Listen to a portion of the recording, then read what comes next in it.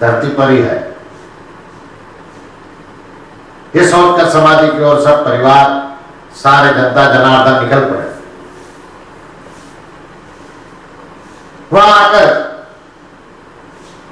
समाधि को वापस दोबारा खोलना चाहा। जैसे काम शुरू हुआ समाधि को वापस खोलने के लिए, तो आकाशवाणी हुई, हे मूर्खो, मैंने जो तुम्हें बताया था, मैंने विश्वास दिलाया था कि ब्रह्मा विष्णु महेश भी आ जाए तो भी इस समाधि को दोबारा खोलना नहीं, और आपने वही कार्य किया है। इसलिए मैं शाप देता हूं कि आपके वंश में पीढ़ी दर पीढ़ी अब कोई चमत्कारी बालक जन्म नहीं लेगा और कोई चमत्कार नहीं होंगे, कोई पर्चाधारी आपके परिवार में नहीं आएगा, और आपको मंगकर ही खाना है। जो चढ़ावा मेरे समाधि पर आएगा उसी को बांटकर खाना है। आपने बहुत बड़ी मूर्खता की है, इसका फल आपको भुगतना ही है। यह आकाशवाणी हुई, तब समाधि का काम रोक दिया गया। सबने वापस पश्चाताप के आंसू निकल आए और विनती करने लगे कि हे प्रभु, ये जो शाप दिया है ये वापस ले लो।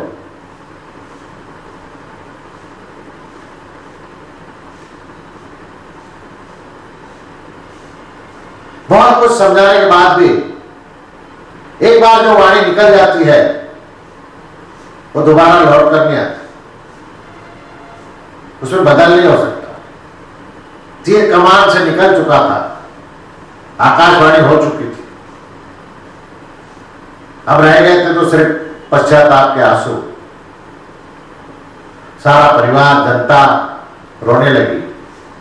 उस गांव में जो भी रहेगा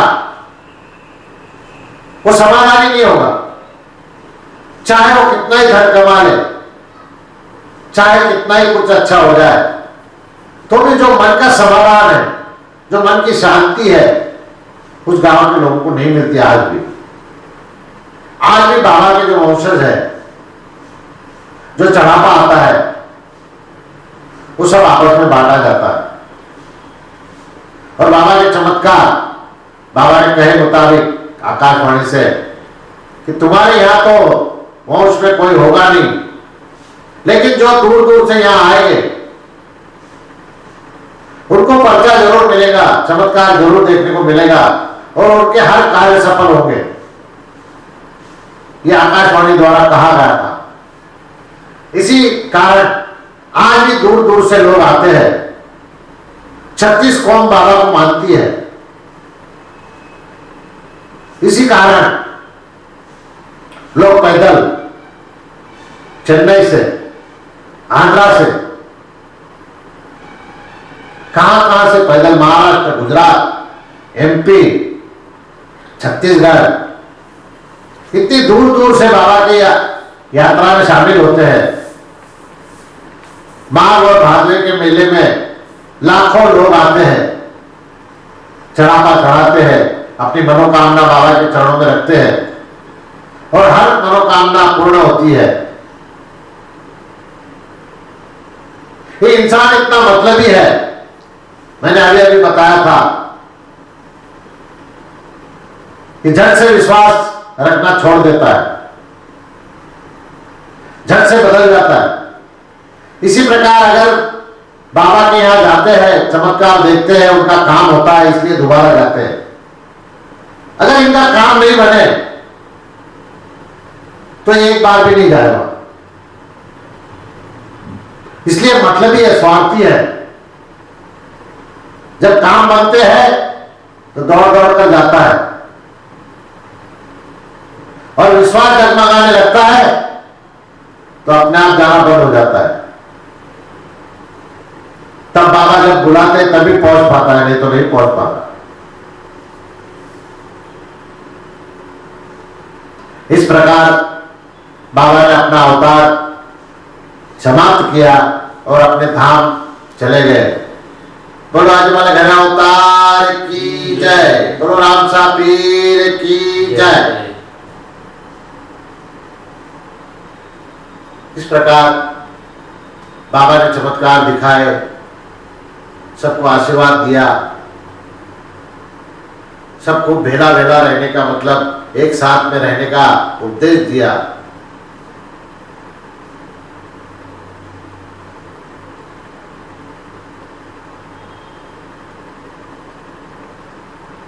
कि चमत्कार तो जब अवतार लिया तब से, और अवतार के पहले इनकी पीढ़ियों में भी चमत्कार होते आए। अपन ने देखा रणसी जी के क्या चमत्कार हुए, अजमल जी के भाई के क्या चमत्कार हुए। ये सब चमत्कार देखते हुए आगे जो इनका वंशज है इसमें कोई चमत्कार नहीं है। ये साधारण मानव की भांति आएंगे और जाएंगे, लेकिन बाबा के चमत्कार आज भी है। जो उनको मानता है, दूर देश से जो आते हैं, जो मानते हैं, उनके चमत्कार आज भी है। समाधि के बाद के भी चमत्कार है। जो कुछ गाए जाते हैं, बताए जाते हैं, जो हाजी भाटी ने भी चमत्कार गाए हैं समाधि के बाद। स्वयं हरजी भाटी को भी समाधि के 250 साल बाद चमत्कार दिखाया था। तो समाधि के बाद तो अब तक करोड़ों पर्चे हैं, लेकिन मैंने जो कहा था कि 24 पर्चों को महत्व दिया गया है। जैसे 24 अवतार है प्रभु के, ऐसे 24 पर्चे हैं, 24 चमत्कार है, जिनको हमेशा गाया जाता है, बखान किया जाता है। उसी 24 पर्चों में के आगे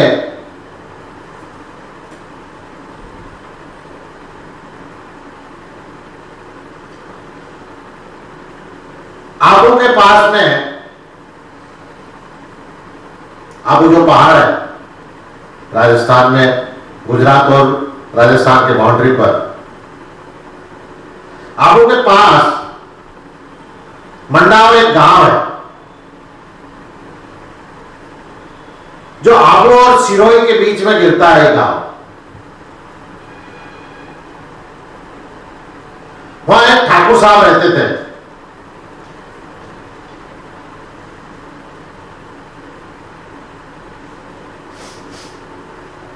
ठाकुर साहब को 2 पुत्र थे। देवड़ा नाम से जाने जाते थे।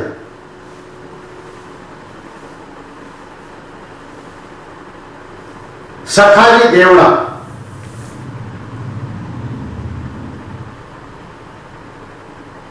बड़े धर्म के पक्के, धार्मिक, हमेशा सत्संग करना, अच्छा कार्य करना, भंडारा करना, बाबा के नाम से भंडारा करना, पैदल यात्रियों को भोजन देना, बहुत अच्छा कार्य करते थे, सत्संग करते थे। बड़ा नाम था ठाकुर साहब का अपने इलाके में, उनके इलाके में। उनको 2 पुत्र थे। एक विक्रम था और दूसरा नाम था सुर। विक्रम देवड़ा और सुर देवड़ा, ये दोनों बेटे बड़े होनहार, बलशाली, सब गुणों से संपन्न थे। अच्छा व्यवहार था।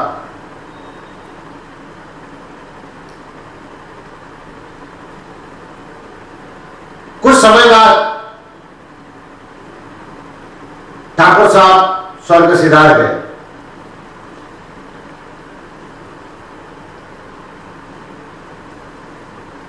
तो जाने के पहले उन्होंने मंडावर गांव विक्रम को जागीर के रूप में दी थी। वहां का जागीरदार विक्रम होगा, उनका बड़ा बेटा। और छोटे बेटे को आसपास के छोटे गांव दिए थे, 5-7 गांव दे दिए। इंसान की नीतिमत्ती वहां से ही बदलती है। जब बाप दादा अपना बंटवारा करते हैं, किसी को कम देते हैं, किसी को ज्यादा देते हैं, वहां से ही द्वेष पैदा हो जाता है, क्लेश पैदा होता है, शत्रुता निर्माण होती है। इसलिए कुछ संतों ने कहा, कुछ महात्माओं ने कहा, कमाओ तो अपने लिए कमा लो, और जितना भी कमाओगे अपने लिए खर्च कर लो। औलाद के लिए अगर बचा के रखोगे तो ये औलाद उसका दुरुपयोग करेगी, संभाल नहीं पाएगी, क्योंकि रेडीमेड मिला है। कुछ कष्ट हुए नहीं कमाने के लिए, सब आयता मिल जाने के बाद कुछ कष्ट नहीं करना पड़े और उसको भोगना पड़े तो संपत्ति ज्यादा दिन रुकती भी नहीं है और औलाद बेकार निकलती है, क्योंकि उसे हर तरह की आदतें लग जाती है। बाप दादा की संपत्ति है, क्या कमाने की जरूरत है, अपने लिए छोड़ गए, ये भावना है। तो इसलिए कुछ संतों ने, कुछ महात्माओं ने, कुछ अच्छे लोगों ने कहा है, अपना ही कमाओ, अपना ही उड़ा दो, अपने लिए ही करो, दान धर्म करो, पुण्य करो। जितना बचाना है अगले पीढ़ी के लिए उतना ही बचा के रखो, ताकि उनका पढ़ाई लिखाई हो सके, उनके जो आदि संस्कार है वो बचे हुए, शादी ब्याह करना, वो हो सके उतना ही।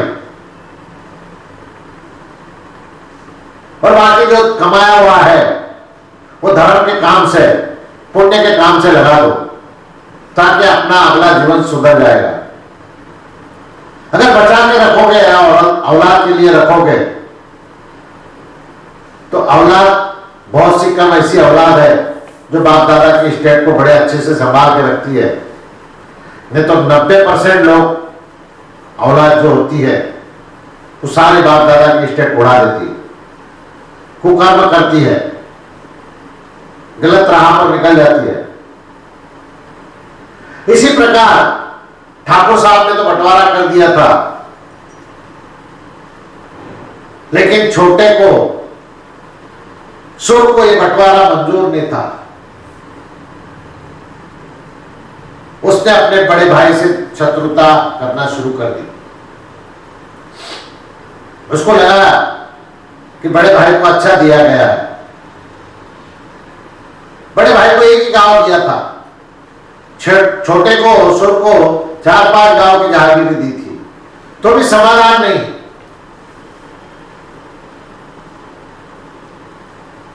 इस कारण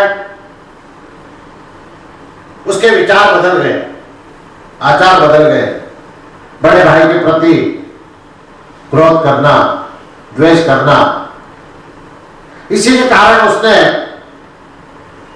भील जाति के कुछ लोगों को साथ में जोड़ लिया।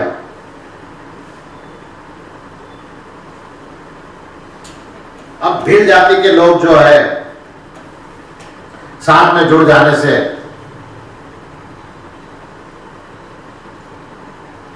राह चलने वाले लोगों को लूटना, शक्ति चाहिए थी, शक्ति मिल गई। ये खुद भी बलवान था, पर किसी का सहारा हुए बिगड़ कोई कार्य नहीं होता। 4-5 लोगों का, भील लोगों का सहारा मिल गया, साथ में जोड़ लिया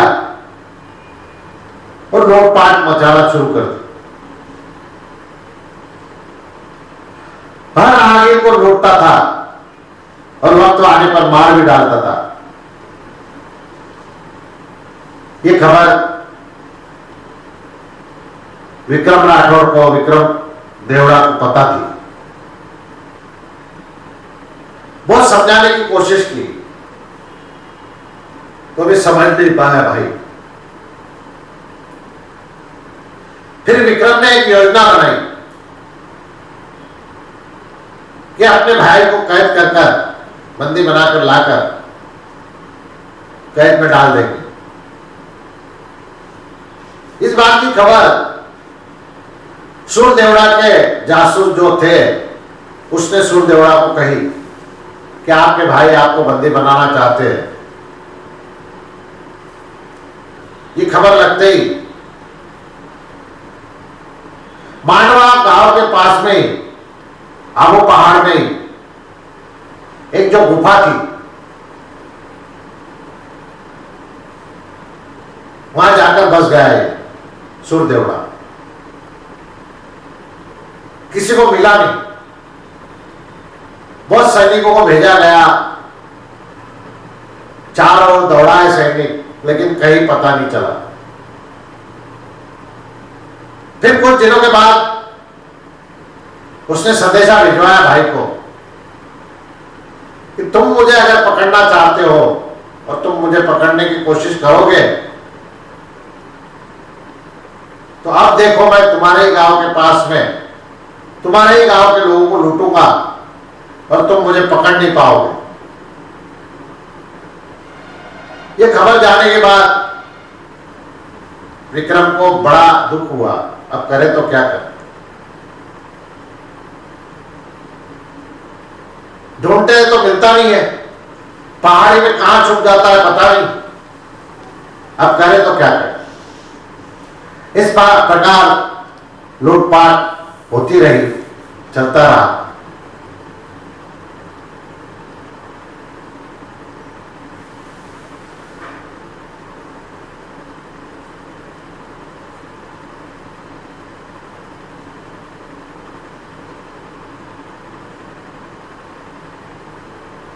भक्ति के कारण, बाप के सत्संग के कारण विक्रम में वो गुण थे।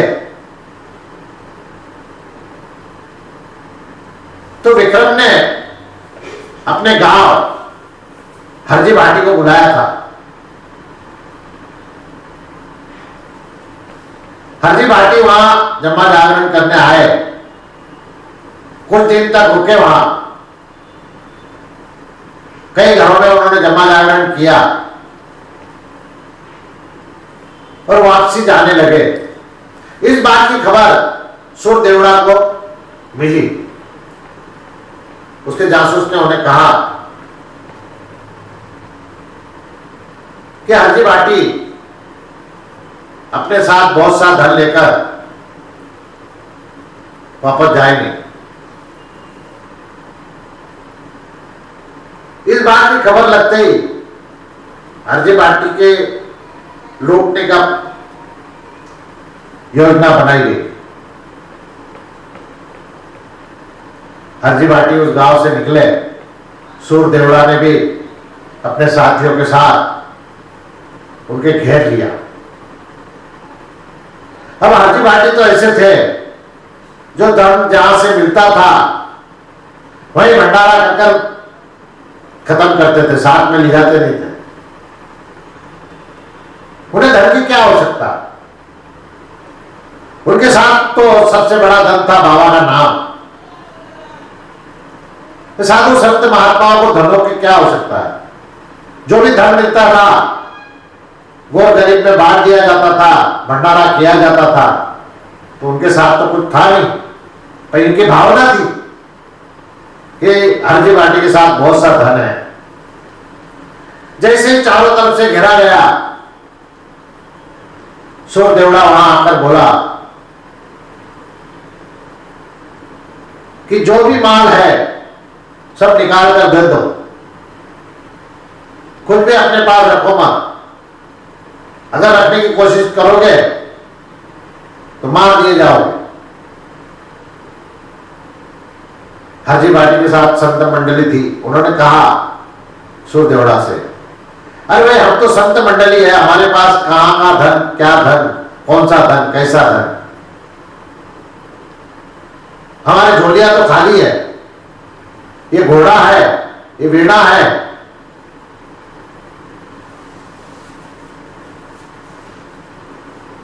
बाकी तो हमारे पास कुछ नहीं है। बोले जो भी है वो निकाल के रखो। हाजी बाटी आगे बढ़े और सुर देवड़ा से कहा, देवड़ा, तुम्हारा फर्ज है, तुम्हारा कर्तव्य है कि ब्राह्मणों की रक्षा करें, संत महात्माओं के, साधु संतों की रक्षा करें, उन्हें कोई तकलीफ न दे। और तुम ये काम कर रहे हो, उन्हीं को लूट रहे हो, उन्हीं को मार रहे हो, जबकि सेवा भाव तुम्हारे में चाहिए। वो सेवा भाव तो है नहीं। और हम संतों से क्या मिलेगा तुम्हें? हम संतों को क्यों सता रहे हो? हम संतों के पास में तो सिर्फ शाप के सिवा कुछ नहीं मिलेगा। और आशीर्वाद चाहिए तो आशीर्वाद सबसे बड़ा है, जो आशीर्वाद दे दो और हमें जाने दो। तो सुर देवड़ा बोल पड़ा, हे भाटी, तू ज्यादा बोलता है।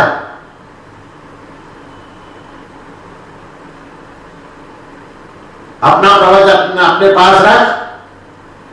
मैं जो कर रहा हूं वो सही है। मैंने क्या करना चाहिए, क्या नहीं करना चाहिए, ये सिखाने वाला तू कौन है मुझे? ये कहकर बहुत क्रोध में आ गया सुर देवड़ा और अपने पास जो तलवार थी वो निकाली और कहा कि अब देख मैं क्या करता हूं। ऐसा कहकर उसने तलवार ऐसे जैसे ऊपर घुमाना चाहिए, वो तलवार हाथ से निकलकर ऊपर आकाश मार्ग की ओर जाने लगी।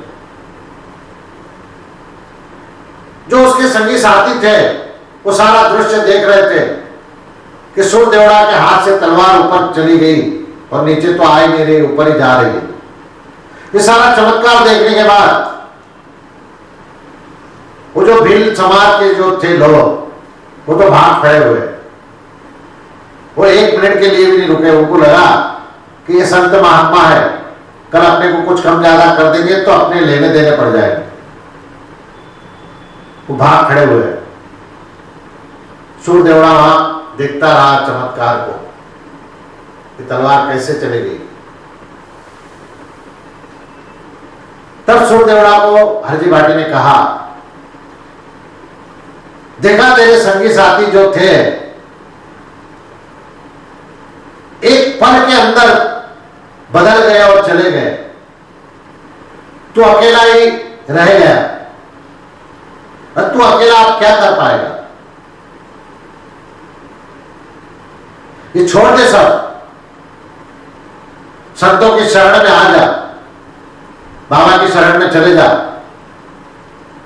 जितने भी तूने कुकर्म किए हैं, जितने भी तूने पाप किए हैं, ये बाबा के शरण में जाने से तेरे पाप धुल जाएंगे, उनके नाम लेने से तेरे पाप धुल जाएंगे। संतों की बातों को मानो।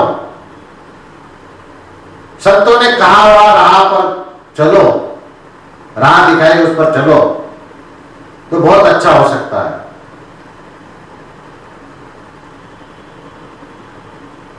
संत हर इंसान को सुधार सकते हैं, हर बिगड़ी हुई बात बना सकते हैं।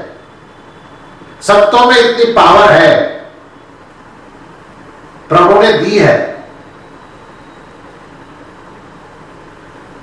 विधाता ने एक बार लेख लिखने के बाद विधाता उसको बदल नहीं सकते, उसका प्रमाण है।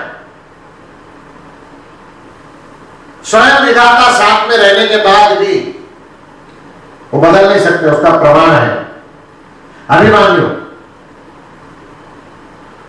जो उसके विधाता ने उसके भाग्य में लिखा था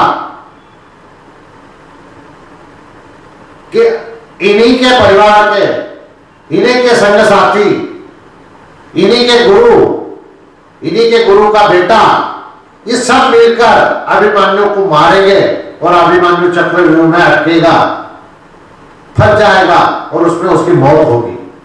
ये विधाता ने लेख लिखा था। विधाता स्वयं श्री कृष्ण जो चाहते तो बचा सकते थे, लेकिन विधाता जो लेख लिखे है वो बदल नहीं सकता। उन्होंने कहा है, लिखा मैं नहीं है, ये घटना मैंने ही बनाई है, लेकिन मैं बदल नहीं सकता इसको। इसको बदलने का अधिकार किसको दिया है? गुरु को, संतों को। संत महात्मा अगर उसके ऊपर नजर डाल दे तो आई हुई मौत को भी टाल देते हैं। ऐसे कई उदाहरण है, मैं इस कथा में नहीं कहना चाहता हूं, लेकिन आपको प्रमाण अगर चाहिए तो मेरे पास बहुत प्रमाण है इसके, कि जो संतों ने अच्छे अच्छे पापियों को ताड़ा है और वो खुद के ऊपर लिया है। अगर किसी की मौत आ रही है और उस मौत को टाला है तो अपना जीवन संतों ने उसके लिए अर्पण किया है। उतना जीवन, उतनी उम्र अपने निकाल कर उस सामने वाले को दी है। ये संतों में पावर है। ये पावर भगवान ने ही दी है संतों को।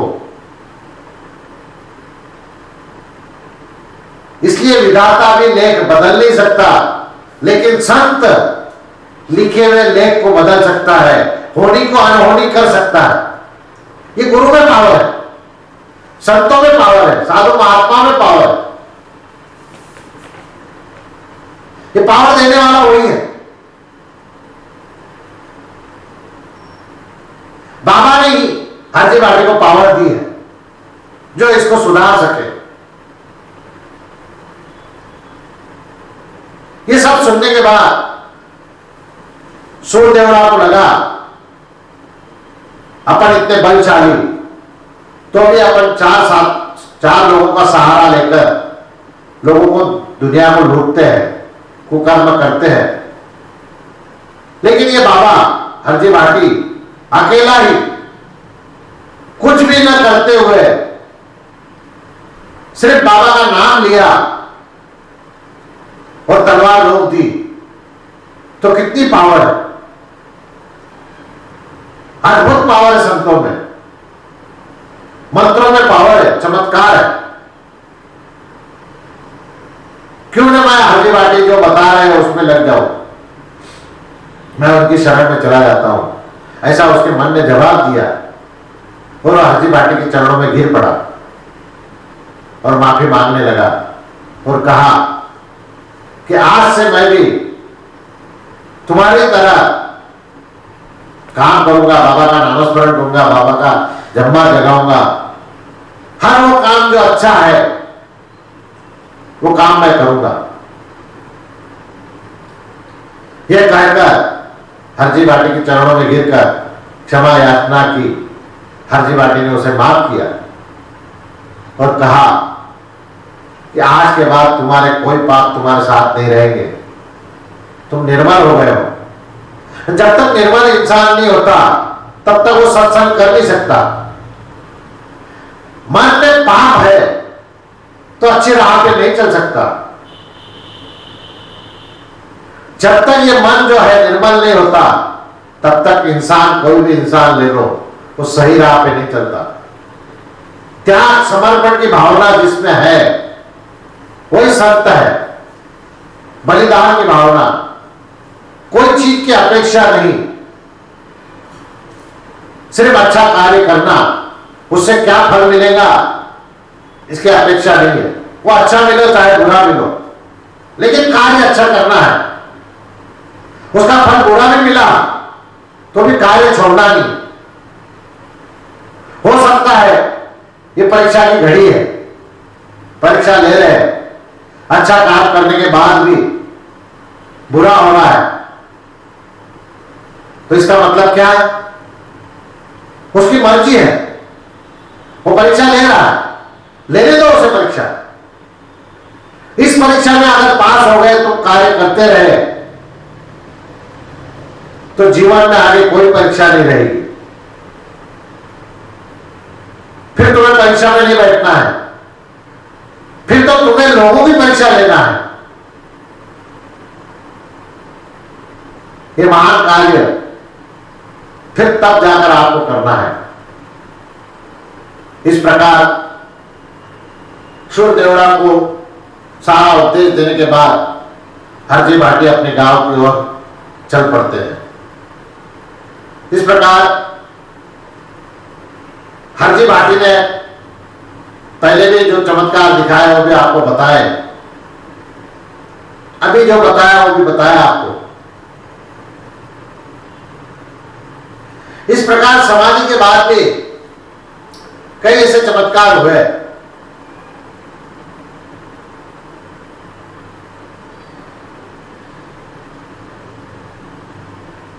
बाबा का मेला हर साल की तरह लगता रहा, आज भी लग रहा है और लगते रहेगा। माघ का मेला, भादवे का मेला हर साल लगता है। मैंने कहा पैदल यात्री जाते हैं। इसी प्रकार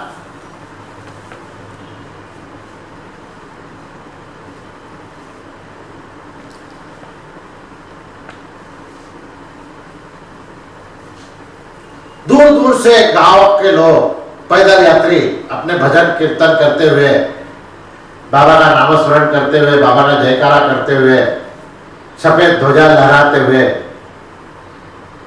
बाबा के धाम को जाने के लिए निकल पड़ते हैं। अब दूर दूर गांव से आ रहे थे। मध्य प्रदेश में मोहनगढ़ नाम का एक गांव है।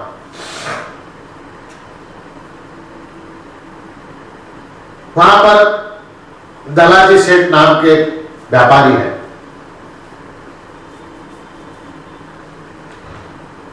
अपना छोटा मोटा व्यापार है, सुख शांति से रहते हैं। वो और उनकी धर्मपत्नी जो आंखों से अंधी है और कानों से सुनाई नहीं देता।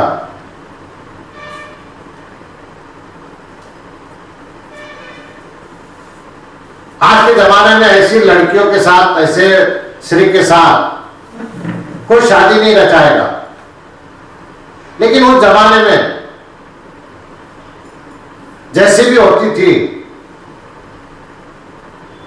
पिता ने कहो या गुरु ने कहो या ब्राह्मण ने कहो, उनकी अगर शादी तय की जाती थी तो वहां विरोध नहीं होता था। एक आदेश मानकर कि पिता ने आदेश दिया है कि इसके साथ शादी करना है, बस इतना ही समझते थे। या मां ने कहा है या गुरु ने कहा है या अपने बड़े बुजुर्ग ने कहा है, रिश्तेदारों ने कहा है कि इस लड़की के साथ शादी करना है या लड़के के साथ शादी करना है, तो वो तय होता था।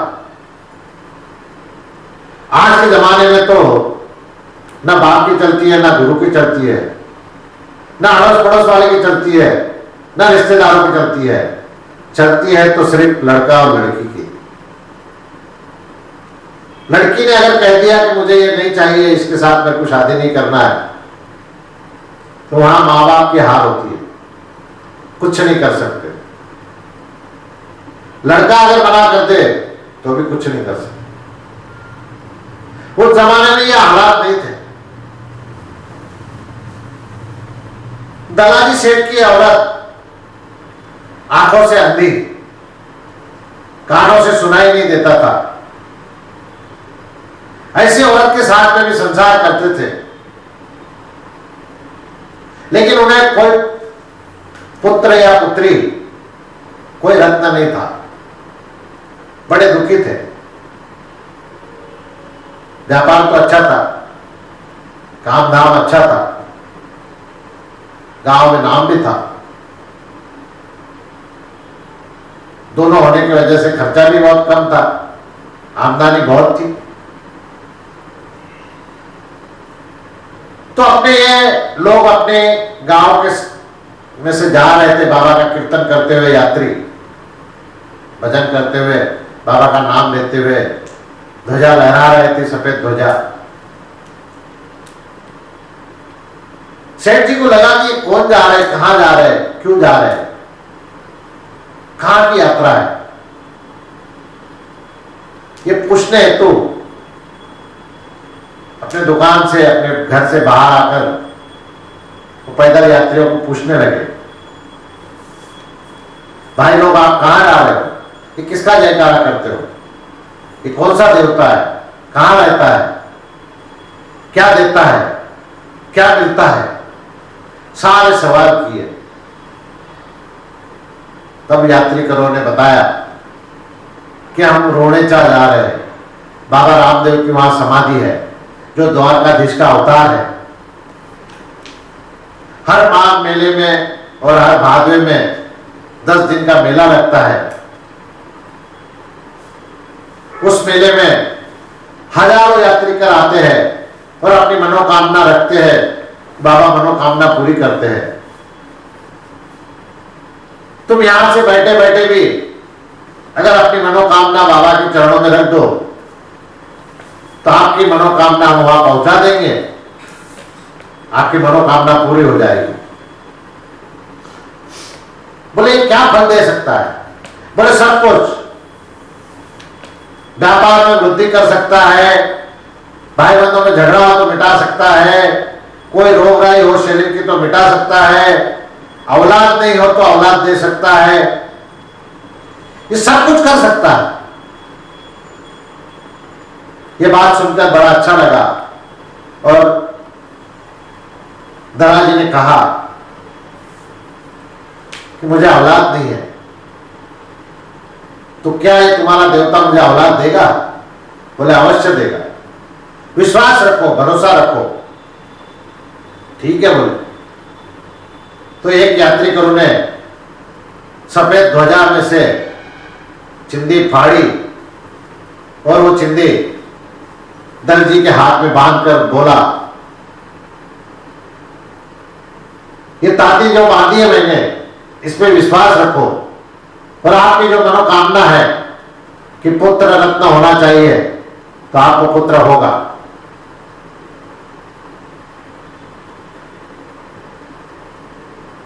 सेठ जी ने विश्वास रखा, जो ताती बांधी थी उसे देखते रहे और मन में सोचा कि सही में अगर बेटा हो जाए तो मैं जात झड़ूगा देने रोणीचा जरूर जाऊंगा। ये मन में विश्वास रखकर घर चले गए। यात्री अपने मार्ग पे निकल गए। कुछ दिनों के बाद दलाजी सेठ को खुश खबर मिली। अपनी धर्मपत्नी ने कहा कि मैं पेट से हूं। बड़ा आनंद हुआ सेठ जी को। 9 महीने 9 मास बीते और एक अच्छा सा बालक जन्म लिया। सुंदर लड़का हुआ, खुशियां मनाई गई। खुशी के मारे पूरे गांव में उसने मिश्री बांटी। दलाजी सेठ ने ऐसे करते करते 6 माह बीत चुके थे। उसको लगा अब की बार जब भादवा का मेला भरेगा तो उस मेले में बेटे को साथ ले जाएंगे, उसका झड़ूला देंगे और बाबा के दर्शन भी करके आएंगे। ये मन में विचार किया और 80,000 मोहरा सोने की वहां चढ़ाएंगे जो उसने जमा कर रखी।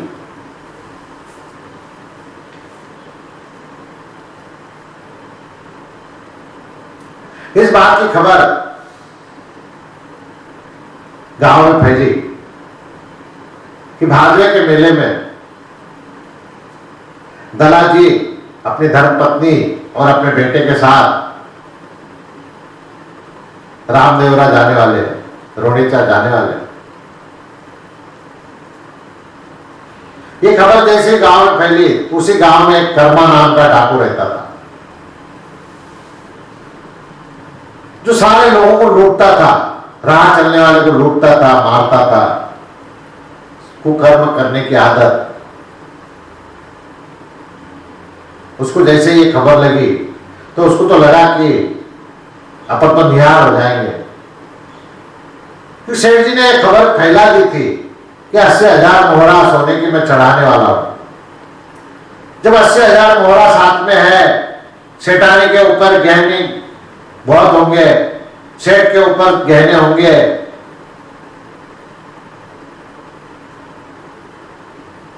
ये सोचकर कर्मा डाकू के मन में आया कि ये बहुत बड़ी आसानी मिल रही है अपने को, अपन ने चलना चाहिए।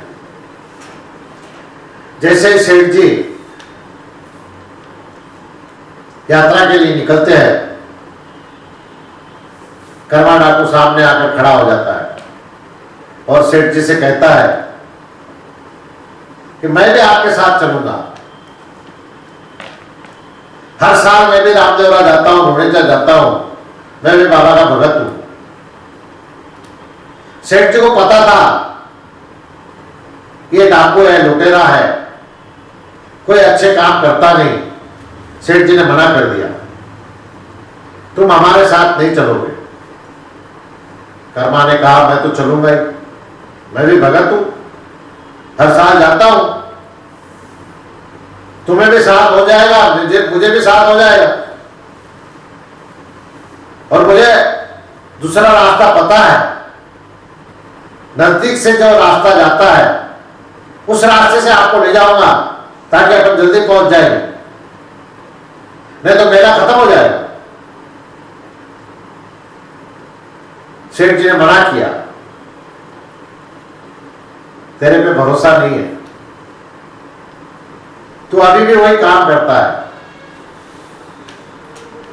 तब कर्मा ने कहा आप जिनको मानते हो मैं भी उसको मानता हूं,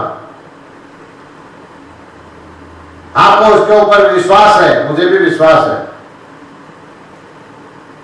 तो उसकी कसम खाकर कहता हूं तुम्हारे और मेरे बीच में रामदेव, अब तो भरोसा हो गया, अब तो मैं चल सकता हूं आपके साथ। तब सेठ जी को लगा कि बाबा की कसम खा रहा है, ठीक है जो भी होगा होगा, बाबा के नाम पे निकल चुके। सेठ जी, सेठानी, एक ऊंट, सेठ जी का बेटा और कर्मा डाकू, ये सारे यात्रा के लिए निकल चले। रास्ते चलते चलते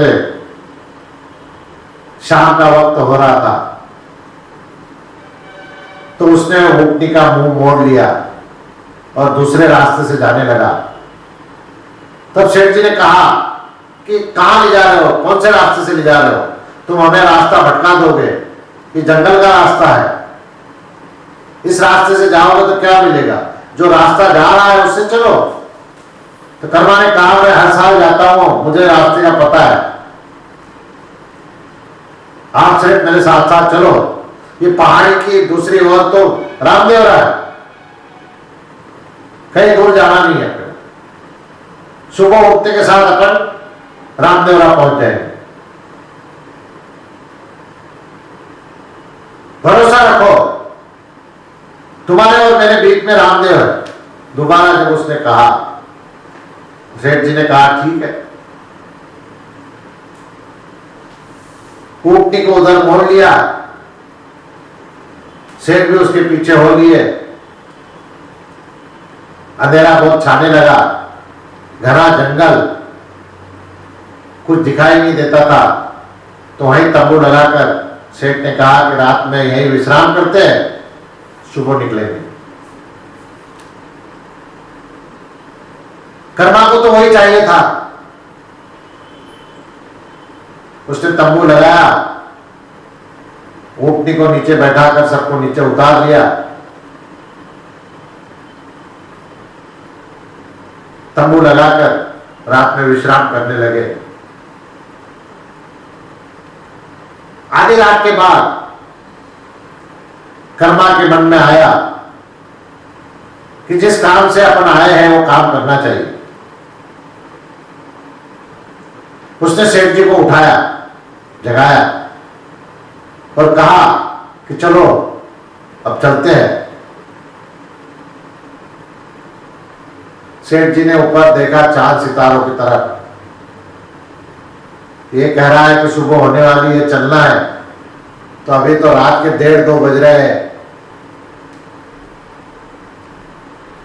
चांद की ओर, सितारों की ओर देखने से पता चल जाता है कि रात का कितना समय हुआ है। उस टाइम कोई घड़ियां नहीं थी, तो भी समय का अंदाजा हो जाता था। सेठ जी के मन में आया कि गलत काम कर रहा है। सेठ जी ने मना किया। सेठानी और बेटा सोया हुआ था। सेठ जी को थोड़ी दूर के ऊपर लेकर जाता है, 10 कदम आगे, और गुस्सा आता है उसको, कर्मा को। अपनी कटियार निकालता है और सेठ जी का सर धड़ से अलग कर देता है। सेठ जी मना करते हैं उसको कि ये लेके जा, ये सब कुछ लेके जा, हमें जीवदान दे। लेकिन वो मानता नहीं। वो कहता है कि तुम गांव में जाकर मेरी बदनामी करोगे, इसलिए तुमको जीवित नहीं छोड़ूंगा, और मार देता है। सर धड़ से अलग हो जाता है और वो कर्मा अपना सारे जेवरात वगैरह, गहने जो भी रखे थे वो सब लेता है और निकल पड़ता है।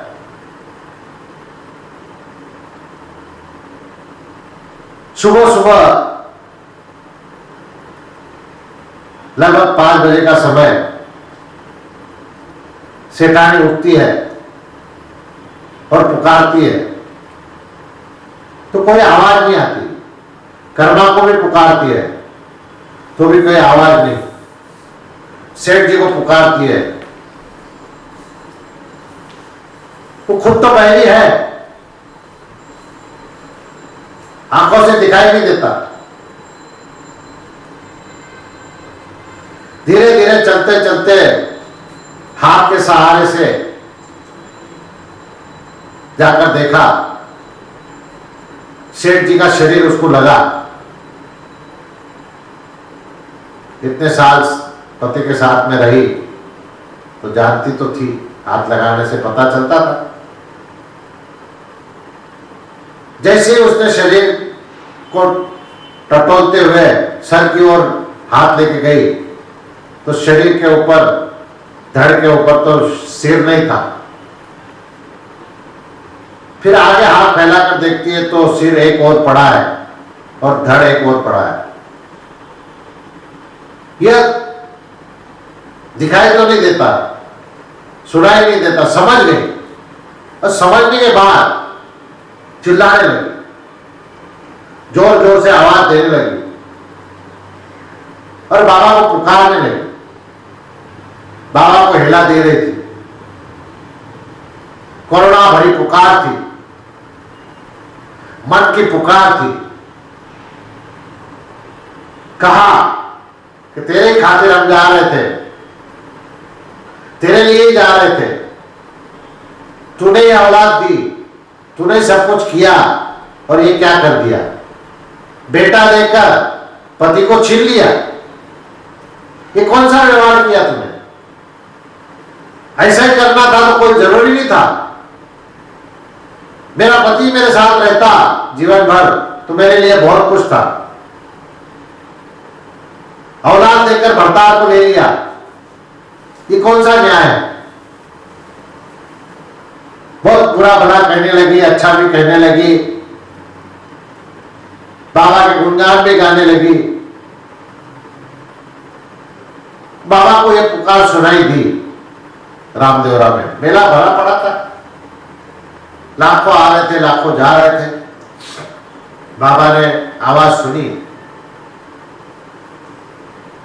और स्वयं अपनी योग माया द्वारा वह प्रकट हो गए, लीले पे सवार घोड़े पे। जैसे टापों की आवाज, घोड़े की चलने की आवाज आने लगी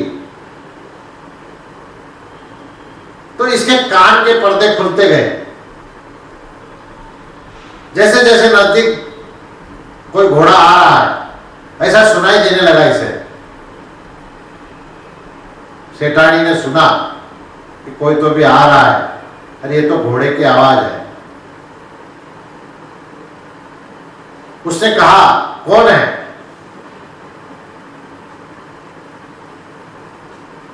तब बाबा ने कहा कि जिसको तूने पुकारा वही रामदेव में हूं। तो बोले आप क्या लेने आया है? अब सब कुछ तो लूट चुका है, पति चला गया तो कर्मा डाकू सारा धन लेकर चला गया, अब बचे तो हम मां बेटे, अब क्या चाहता है? रामदेव ने कहा तूने पुकारा इसलिए आया हूं,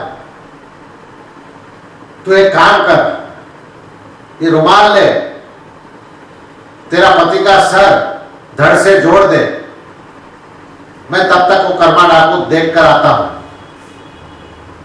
तो सेठानी ने कहा रुमाल ले कहते रहे हो, मेरे को तो कोई दिखाई नहीं देता, झूठ बोलती है बोले तू बोल रही थी सुनाई भी नहीं देता, सुनाई तो दे रहा है तुमको और दिखाई भी दे रहा है। ये रुमाल ले, ऐसा बाबा ने रुमाल फेंका, जैसे फेंका तो उसकी आंखें चकाचौंध हो गई, आंखों में रोशनी आ गई, वो देखने लग गई और रुमाल को उठाया और सर को धड़ से जोड़ने की कोशिश की तो बाल की पीछे लोग जमाने में चोटियां रखते थे, वो चोटी यहां आकर गर्दन के पास लटक गई और वो धड़ जोड़े गया, धड़ और सर जोड़ दिया गया। बाबा चले गए कर्मा डाकू को देखने। बाबा ने नीले घोड़े को आदेश दिया कर्मा की ओर चलो। कर्मा की ओर घोड़ा दौड़ने लगा। कर्मा ने दूर से ही देखा, अरे और एक आसामी आ गई है, आज तो दिन अच्छा है, 80,000 मोहरा मिली सोने की, इतने सोने जवाहरात हीरे माणिक मोती मिले और ये मिल रहा है और ये भी आसामी बड़ी है। बाबा ने देखा अभी इसकी भूख गई है या नहीं गई, तो खुद के ऊपर भी बहुत सजा लिया, माणिक मोती हीरो से घोड़े को भी सजा दिया बाबा ने। ये देखकर और उसको अच्छा लगा। जैसे ही घोड़ा बाबा का उसके पास पहुंचा, उसने डराने की कोशिश की डाकू ने, कर्मा डाकू ने बाबा को, हे घुड़सवार, सीधी तरह से नीचे उतर जा रहे तो खत्म कर दूंगा। उसने देखा ये तो तगड़ा लग रहा है, कहीं अपने को मार न दे, इसलिए पहले ही धमक में इसको आवाज में ही इसको काबू करना जरूरी है। इसलिए जोर से आवाज लगाई कर्मा ने। वो आवाज सुनकर बाबा उसके पास रुके और हंसने लगे। जोर जोर से बाबा हंस रहे थे। जैसी बाबा की हंसी खुली वैसे इसके शरीर में कंपन होने लगा और इसको कोड़ फूटने लगा, महालोक फूटने लगा। इसका शरीर खराब होने लगा। आंखों की रोशनी में फर्क पड़ गया, आंखें बाहर आ गई, तिलमिला उठा। अरे ये क्या हो गया? बोले जिसकी आवाज में इतना ये है उसमें क्या होगा? जरूर कोई ना कोई है, सिद्ध पुरुष है। इसलिए उनके चरणों में गिरकर बोलने लगा कि मुझे माफ कर दो, आप कौन हो? तो बाबा ने तब परिचय दिया तूने सेठ जी को कहा था ना, बोले तेरे मेरे बीच में रामदेव, तो वही रामदेव मैं हूं बोले। जब तूने सेठ जी ने तेरे ऊपर भरोसा किया, तूने विश्वासघात किया सेठ जी का, तो इसलिए मुझे आना पड़ा, क्योंकि तुम दोनों के बीच में मैं, जहां मैं रहूंगा तो मेरे को तो आना ही पड़ेगा, संकट निवारण करना ही पड़ेगा। वो प्रभु के चरणों में लीन होकर शरण आया हूं कहकर पुकारने लगा, तो प्रभु ने कहा मैं तुझे अच्छा नहीं करूंगा, ताकि लोगों को पता चले दुष्कर्म करने का नतीजा क्या होता है, लूटपाट करने का नतीजा क्या होता है, दूसरों को मारने का नतीजा क्या होता है, ये लोगों को पता चले। तेरी हालत देखकर लोग सुधरे, इसलिए मैं तुझे अच्छा नहीं करूंगा। कर्मा डाकू से वो सारे जवाहरात और 80,000 मोहरों की थैली सब लेकर बाबा सेठानी के पास वापस आते हैं। सेठानी से कहते हैं कि ये संभाल मोहरा, ये संभाल तेरे सोने चांदी के जवाहरात, हीरे माणिक मोती जो भी है ये संभाल, और तूने अभी इसका सर जोड़ा है, देख तेरा पति भी अभी उठकर बैठेगा। वो बारंबार विनती करती रही, बाबा ने विनती स्वीकार की और सेठ जी को आवाज देकर उठाया। सेठ जी जैसे गहरी नींद में सोए थे वैसे हालत देकर उठे तो सामने देखा रामदेव जी खड़े थे। पत्नी को और देखा, बेटे की ओर देखा, कर्मा डाकू कहीं दिखाई नहीं दे रहा था। देखने के बाद रामदेव से बोले तुम कौन हो, क्या चाहते हो? वो एक कर्मा आया था, बोले वो तो लेके गया, अब तुम्हें क्या चाहिए? तो पत्नी कहने लगी कि ऐसे मत कहो, ये स्वयं रामदेव है जिनके दर्शन करने अपन जा रहे हैं, वो स्वयं रामदेव है, मेरी पुकार पे वो आए। सेठ जी चतुर थे, होशियार थे। उन्होंने कहा ऐसे बहुत देखे रामदेव मैंने, कोई रामदेव नहीं है, ये भी यही चाहते हैं लूटपाट करना। तो उनके पास में वो 80,000 मोहरों की थैली और जवाहरात दे दिए बाबा के पास, बोले ले जाओ या। बोले मुझे इसकी आवश्यकता नहीं है, सेठानी ने मेरे को पुकार लगाई थी, आवाज लगाई थी, हिला दिया था, इसलिए मैं आया हूं और तेरे को बचाया है। तेरा सर धड़ से अलग किया था कर्मा ने। ये जो चोटी है, ये चोटी देख तेरे गले में अटकी हुई है, तू मरा पड़ा था, मैंने जीवित किया है। वो बोले ये झूठी बातें हैं। इतना होने के बाद भी वो सेठ जी बोल रहे थे कि सब सारी झूठी बातें हैं।